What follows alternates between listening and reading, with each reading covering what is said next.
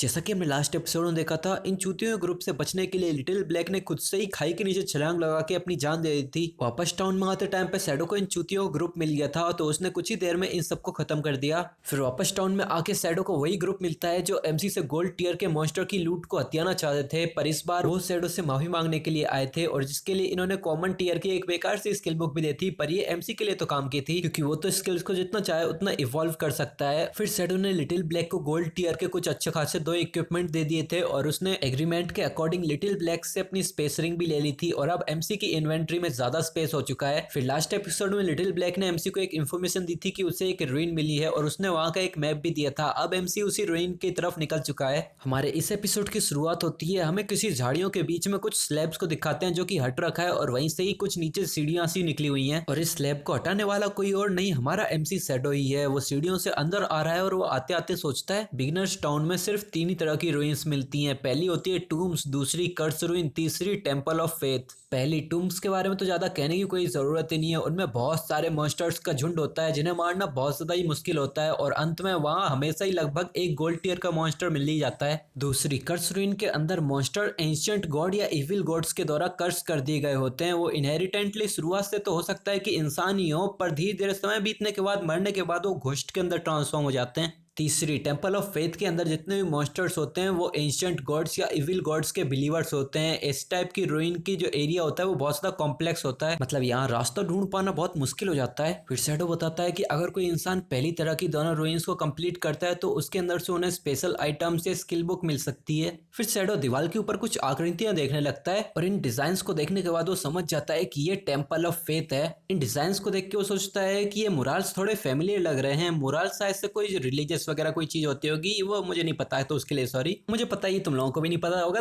तुम लोग बस इसको डिजाइन से मान के चल सकते हो। फिर एकदम से उसके दिमाग में ये बात खटकती है। वो कहता है अरे अरे हाँ, ये तो सच में टेंपल ऑफ फेथ है, एंशिएंट गॉड ऑफ जजमेंट का। और उसे अंदर से बहुत ही ज्यादा आ ऊ की चिल्लाने की आवाजें आ रही होती हैं और वो सोचता है इस टेंपल का ओरिजिन सेम है मेरी आई ऑफ जजमेंट के जैसा ही। फिर हमारा सीन चेंज होता है, हमें जंगल में दिखाते हैं जहां पर कोई पर्सन लड़ाइयां कर रहा होता है और हमें दिखाते हैं ये वांगमिंग है जो अपनी शील्ड लगा के बैठा हुआ है और इसके ऊपर कोई हमला कर रहा है। और हमें दिखाते हैं ये एक जायंट क्रॉलर है जिसने वांगमिंग की शील्ड को भी तोड़ दिया है। वो इसके पास आके एक जोरदार दहाड़ लगाता है, फिर एक पावरफुल सी स्ट्राइक वांगमिंग पे जड़ देता है जिससे वांगमिंग भी खून खांसता हुआ दूर जाके गिरने लगता है। अब वांगमिंग खून में लथपथ अधमरी हालत में सीधा एमसी की बहन क्विंचाओ के पास ही आके गिरता है, पर क्विंचाओ तो अब भी कुछ नहीं करती। तो वहां पे वांगमिंग का टीममेट जोर से उसके ऊपर चिल्लाता है, हे उसे जल्दी हील करो, खड़े खड़े क्या कर रही हो। पर हमें यहाँ क्विंचाओ की तरफ दिखाते हैं, वो तो इस भरी बारिश में इस मॉन्स्टर के डर के मारे एकदम थर थर कांप रही होती है। उसकी आंखों में बड़े बड़े आंसू बनने लगते हैं और वो अपनी कांपती आवाज में कहती है ओके ओके, पर मैं ये कैसे करूं। इतने में तो वो 4 हाथों वाला क्रॉलर सीधा इनके ऊपर ही आके खड़ा हो जाता है और वांगमिंग का टीममेट चिल्लाता है डैम इट, ये फिर आ गया, जल्दी करो और अपनी स्किल का इस्तेमाल करो। पर क्विंचाओ वो तो घबराहट के मारे अपनी स्टाफ को ही नीचे फेंक देती है और वो सीधे नीचे बैठ के मुंह पकड़ के रोने लग जाती है और वो कहती है मैं बहुत डर रही हूँ। और बस ऐसे ही इन्हीं चीखों के साथ थोड़ी देर के बाद यहाँ चारों तरफ शांति फैल जाती है और तुम समझ ही सकते हो यहाँ पर शांति क्यों है। जी हाँ, वांगमिंग की टीम फिर से टेलीपोर्ट होकर सेल टाउन में वापस आ चुकी है। सबके सब मरने के बाद मुंह लटकाए खड़े हैं, किसी के मुंह से एक शब्द ही नहीं निकलता। तो ये बिग प्लम भी सामने खड़ी थी, वो यहीं पे इनकी तरफ हाई फाई करते हुए कहती है, हे कैप्टन, आप इतनी जल्दी क्यों वापस आ गए? एक्सपर्ट शैडो अभी वापस नहीं आए, आप अभी इक्विपमेंट नहीं खरीद पाओगे। तभी वांगमिंग का टीममेट क्विंचाओ के ऊपर चिल्लाने लग जाता है। वो गुस्से में कहता है व्हाट द हेल, मैंने इतनी ज्यादा बेवकूफ इंसान कभी नहीं देखा। तुम्हें मॉन्स्टर्स के हमलों से डॉज करना नहीं आता, तुम्हें अपनी स्किल्स का इस्तेमाल नहीं करना आता, तुम हीलर हो, हील करना भी नहीं आता, आखिर तुम्हें आता क्या है। तभी बीच बचाव करने के लिए लिटिल ब्लैक बीच में आ जाती है और वो इससे कहती है तुम इतने ज्यादा गुस्से में क्यों हो? वो साफ साफ एक बिगिनर ही तो है, पहली बार गेम खेल रही है तो एक बार मरना तो नॉर्मल है। पर इसका टीममेट तो इतना ज्यादा गुस्सा हो जाता है और वो कहता है कि बिग प्लम तुम साइड हट जाओ, आज मैं इसको डांट डांट के ही मार दूंगा। तभी इनकी टीम वाला स्वॉर्ड मास्टर कहता है बिग प्लम, हम बस एक ही बार नहीं मरे हैं, 1 घंटे के अंदर 3 बार मर चुके हैं। जो सुनकर तो बिग प्लम भी कहती है हाँ।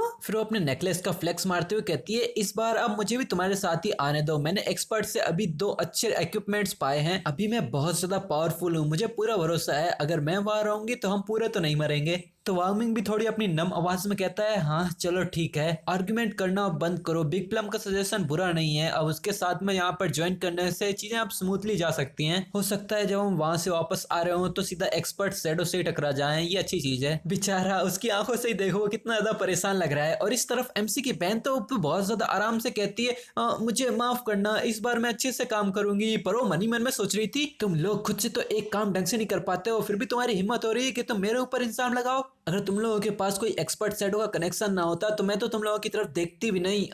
मुझे इतनी ज्यादा गुस्सा आ रहा है, ये सनकियों लोगों का झुंड। ये लड़की बड़ी मुश्किल से खुद को कंट्रोल कर पा रही है। फिर हमारा सीन चेंज होकर शैडो की तरफ आता है। ये आराम से रूइन में आगे बढ़ रहा होता है, उसी तरफ आगे बढ़ रहा है जहां से इसको जोर जोर से आवाजें आ रही थी। वो सामने देखता है तो वहां से इसको फिर से वो की आवाजें आने लगती हैं। वो उस तरफ देखता है, सामने कुछ अजीब से ज़ॉम्बी जैसे मॉन्स्टर टेढ़े मेढ़े हाथों वाले वो मूव करते हुए एमसी की तरफ ही झुक के बैठे हुए थे। एक नोटिफिकेशन में बताया जाता है कि ये लेवल 10 के डिवोटी फॉलोअर है एंशिएंट गॉड ऑफ जज के, और ये दोनों ही सिल्वर टियर पर है। इन्हें देख के शैडो तुरंत ही अलर्ट हो जाता है और सीधा अपनी शैडो स्निक का इस्तेमाल करके शैडोस में घुसने लगता है और एकदम से बिना किसी संकोच के इंस्टेंट शैडो स्लैश का इस्तेमाल करके इन दोनों के ही आर पार हो जाता है। पर सरप्राइजिंगली इंस्टेंट शैडो स्लैश से भी इनकी हेल्थ बहुत ही कम हुई थी, जिसे देख के अपना एमसी भी सामने जाके सोचता है, मैंने साफ साफ स्टेल्थ ब्रेक करके बैक स्टेप किया था इन लोगों को, उसके बाद भी इन्होंने अपनी हेल्थ का इतना छोटा सा पोर्शन ही खोया। और ये लेवल 10 के सिल्वर टियर के मॉन्स्टर हैं, तो इतनी उम्मीद तो मैंने इन लोगों से लगाई थी। इन दोनों की हेल्थ मिला करके गोल्डन घोस्ट शिप की हेल्थ से ऑलरेडी ज्यादा हो चुकी है। पर तभी शैडो कुछ देख के बहुत ज्यादा सरप्राइज हो जाता है। वो सामने देखता है वो दोनों ही मॉन्स्टर एमसी की तरफ एकदम झुक के बैठे हुए थे, और ये देख के वो सोचता है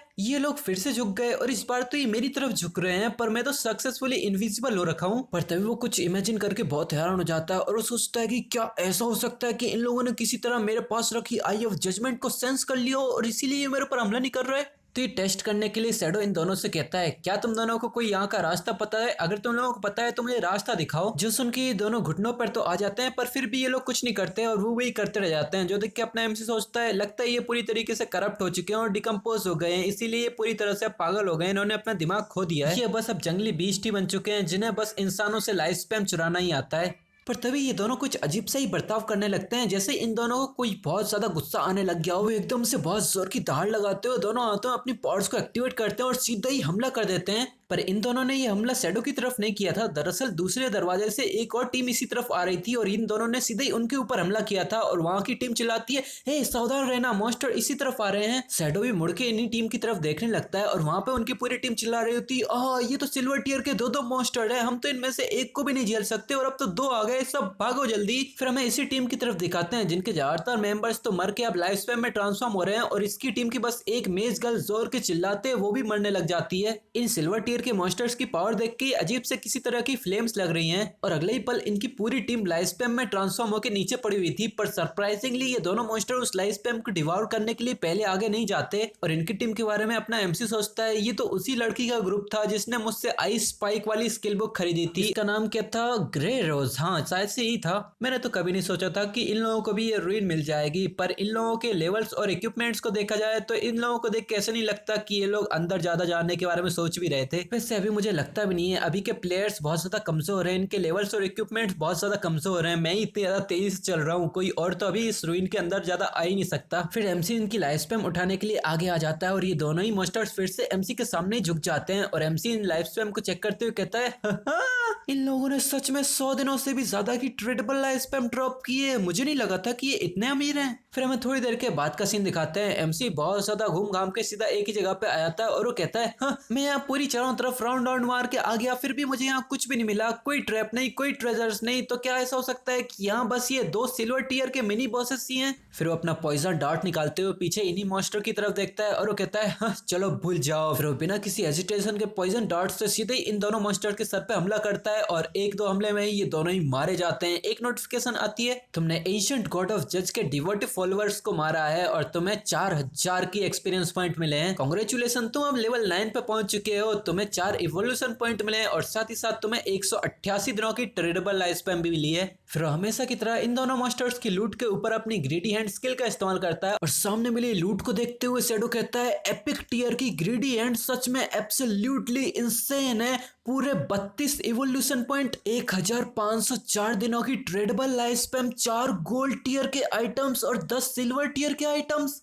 फिर वो अपने हाथ में एक नेकलेस को बाहर निकालता है और वो कहता है कि इन गोल्ड टियर के आइटम्स में एक असेसन के लिए भी इक्विपमेंट है। इस इक्विपमेंट का नाम है पेंडेंट ऑफ फेथफुल, मतलब कि भरोसेमंद के लिए एक पेंडेंट। ये गोल्ड टियर का है, ये असेसन क्लास की एक्सेसरी है। ये एजिलिटी को 15 से प्लस करता है और 20% कूलडाउन कम कर देता है किसी भी स्किल या आइटम का। इसे सिर्फ लेवल 8 या उसके ऊपर वाला ही पहन सकता है। और इसके अंदर एक यूनिक इफेक्ट भी है जिससे ये समन कर सकता है एक सिल्वर टियर के डिवोटी फॉलोअर को जो तुम्हारे लिए फाइट करेगा। और इसका कूलडाउन पूरे 600 सेकंड का है। इस नेकलेस के इंफॉर्मेशन देख के शैडो कहता है कि इस नेकलेस के स्टेट्स तो सच में बहुत अच्छे हैं और ये 20% का कूलडाउन रिडक्शन, ये मेरी स्टेल्थ स्किल के कूलडाउन को 22.6 सेकंड से सीधा 19.2 सेकंड का ही कर देता है। और पॉइजन डार्ट तो 4.3 से 3.7 सेकंड का ही हो जाएगा। और मेरा इंस्टेंट शैडो स्लैश 10.4 सेकंड से 8.8 सेकंड का ही रह जाएगा। अब मैं और भी तेज से ग्राइंड कर पाऊंगा। और अभी के लिए मेरे सारे गियर्स के ऊपर लेवल 8 प्लस की रिक्वायरमेंट है, मतलब कोई लेवल 8 या उससे ज्यादा वाला ही इनका इस्तेमाल कर पाएगा। और मेरे अलावा तो यहाँ कोई और इतना पावरफुल है ही नहीं, तो कोई और इनका इस्तेमाल भी नहीं कर पाएगा। इसीलिए मैं इनको अभी के लिए रख के रखता हूँ और बाद में इनको बेचूंगा। तभी शैडो को पीछे से एक आर्ट मिलती है। वो पीछे देखता है, वहां जमीन के ऊपर एक अजीब सा सर्कल ओपन हो रहा था और वो कांप रहा था, कुछ हलचल हो रही थी। उस सर्कल के अंदर से एक अजीब सा पिलर बाहर आने लग गया था, जो देख के शैडो यहाँ एकदम स्टाइल से कहता है ये तो होना ही था। यहाँ के सारे मॉन्स्टर्स को मारने के बाद ये मैकेनिज्म तो एक्टिवेट हो ही जाता है। और इस मैकेनिज्म के बारे में जानने के लिए तुम्हें इस वीडियो को लाइक करना पड़ेगा और चैनल को सब्सक्राइब करके रखना पड़ेगा, तभी तुम लोगों का अगला एपिसोड मिलेगा और उसके बाद तुम्हें पता चलेगा, क्योंकि यहाँ का चैप्टर तो अब खत्म हो जाता है। और मेरे गेमिंग चैनल के लिए अभी तैयारी तो शुरू हो चुकी है, पर इनमें थोड़ा टाइम लगेगा, लगभग 1 महीने तो लगेगा एक नया वीडियो आने के लिए। कौन कमेंट में लिखना चाह रहा है कि मैं बहुत ज्यादा टाइम ले रहा हूँ? हाँ,